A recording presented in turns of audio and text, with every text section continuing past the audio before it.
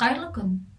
Сіздермен бірге Абай атындағы нөмір 4 мектеп лицейінің бастауыш сынып мұғалімі Қасымова Гүлдөрен Ырзалыққызы. Қазақ тілі 4 сынып.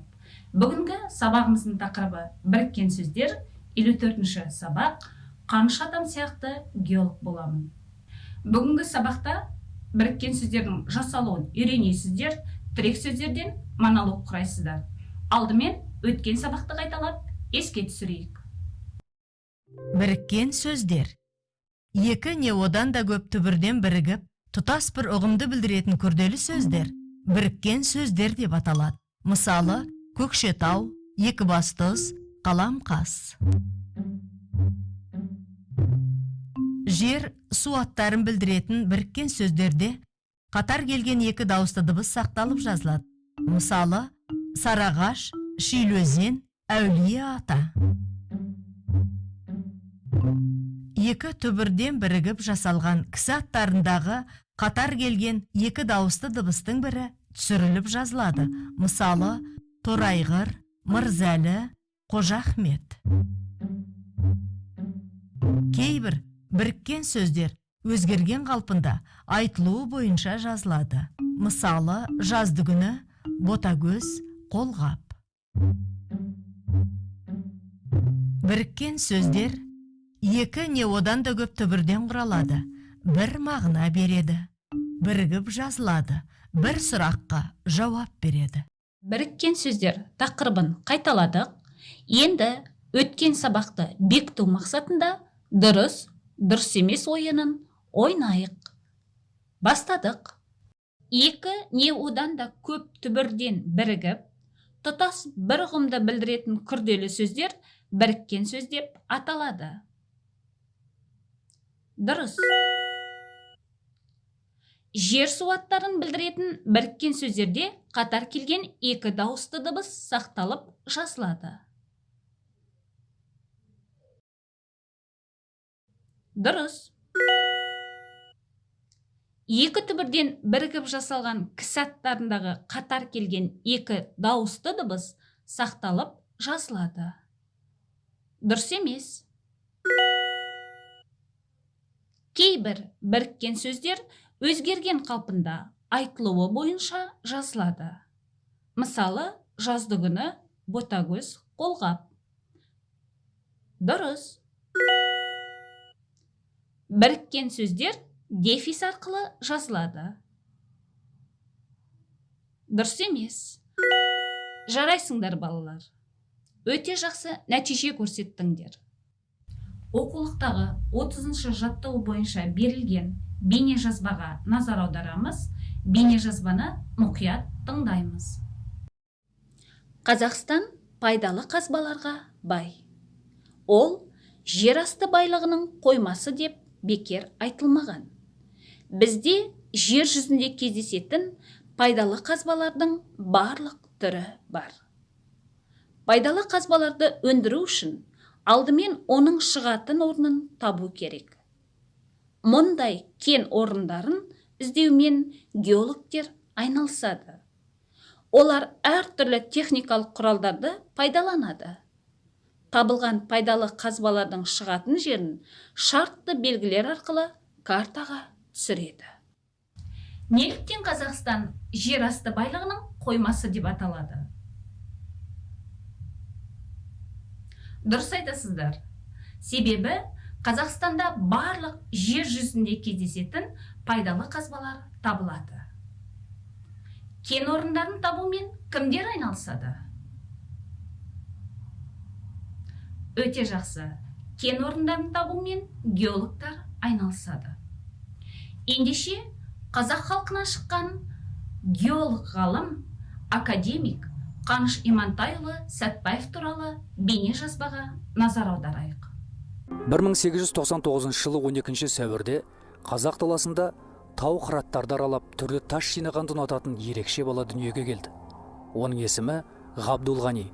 Анасы оны Ғани, Ғаныш деп еркелете келе Қаныш аталып кеткен. Қаныштың алғыр болғаны сонша ауылдың 4 жылдық мектебін 2 жылда бітірген. Бала болса да өз қалауымен білім қуып қалаға аттанады. Бозбала Қаныш Семейде семинарияда оқып жүргенде жазушы Мұхтар Әуезовпен кездеседі. Содан бастап олар өмірлік жан досқа айналады. Осы жерде Қаныш өз білімін тереңдете түседі. Оқуды бітіргеннен кейін Қаныш 15 жыл Жезқазғанда жұмыс істеді. Сол уақыт ішінде жер қойнауындағы қазба байлықтарының қорын есептеп, таралу заңдылықтарын анықтады.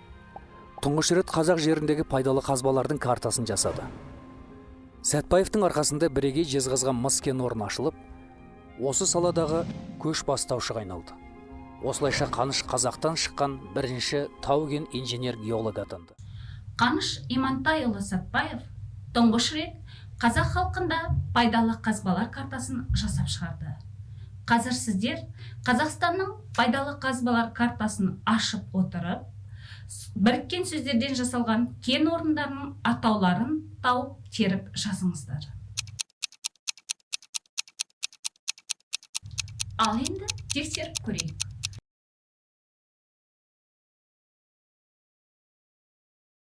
Жезқазған, Екібастұз, Қоңырат, Ащысай. Жезқазған бұл біріккен сөз. Себебі екі түбірден құралған, бірігіп жазылады. Жез және қазған.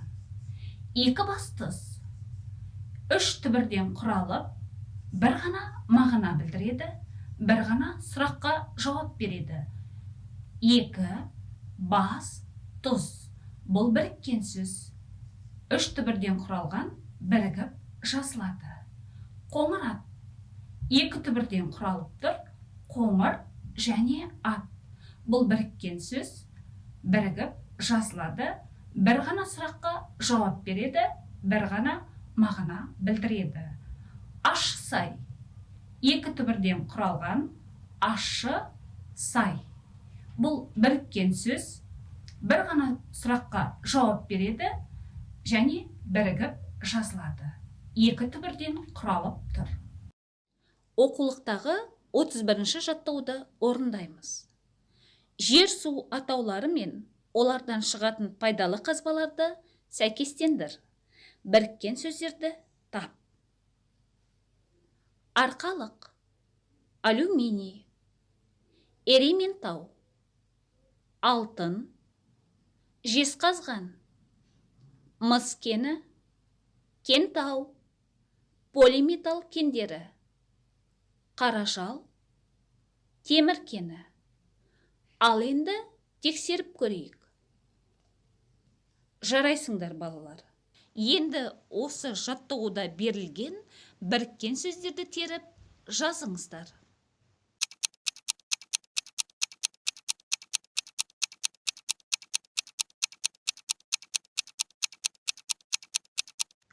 Өте жақсы, ендеше тексеріп көрейік. Эрементау бұл біріккен сөз. Себебі екі түбірден құралғанмен бір ғана мағынаны білдіреді, бір ғана сұраққа жауап береді. Ақсу екі түбірден құралыптыр, бір ғана мағынаны білдіреді, бір ғана сұраққа жауап беріп, бірігіп жазылады. Жезқазған екі түбірден құралыптыр, бір ғана мағынаны білдіріп, бір ғана сұраққа жауап беріп, бірігіп жазылады. Кентау екі түбірден құралғанымен, бір ғана мағынаны білдіреді, бір ғана сұраққа жауап береді және бірігіп жазылады. Қаражал екі түбірден құралғанымен, бір ғана мағынаны білдіреді. Қара жал бір ғана сұраққа жауап береді және бірігіп жазылады. Жарайсыңдар, балалар. Келесі тапсырма. Берілген үлгі бойынша үш сөйлем құрап жаз. Мысалы, Жезқазғанда мыс кені өндіріледі.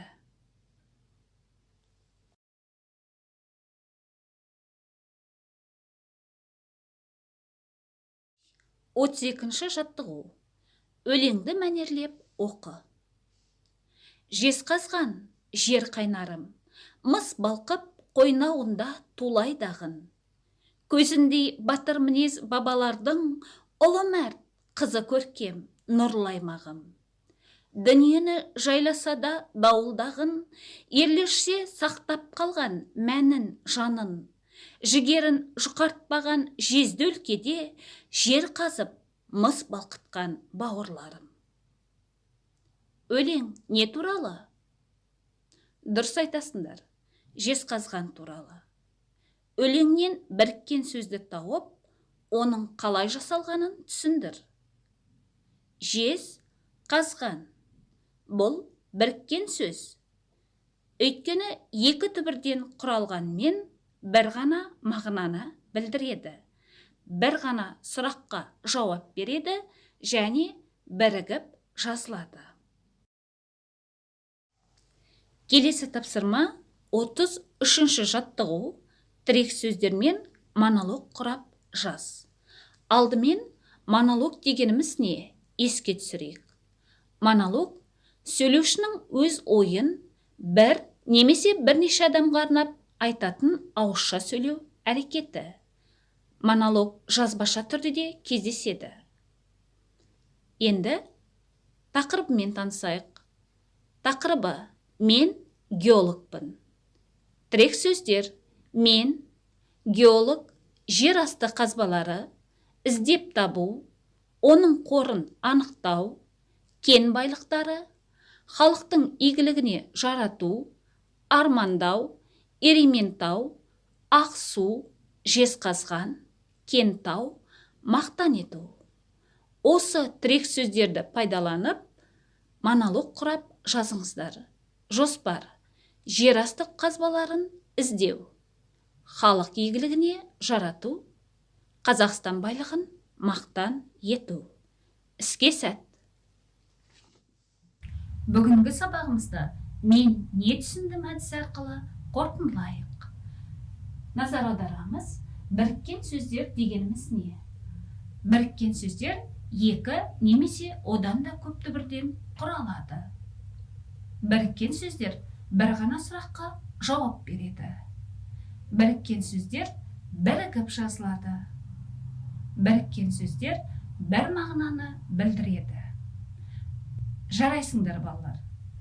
Бүгінгі сабақ барысында сіздер біріккен сөздердің жасалуын қайталай отырып, жаттығулар орындадыңыздар.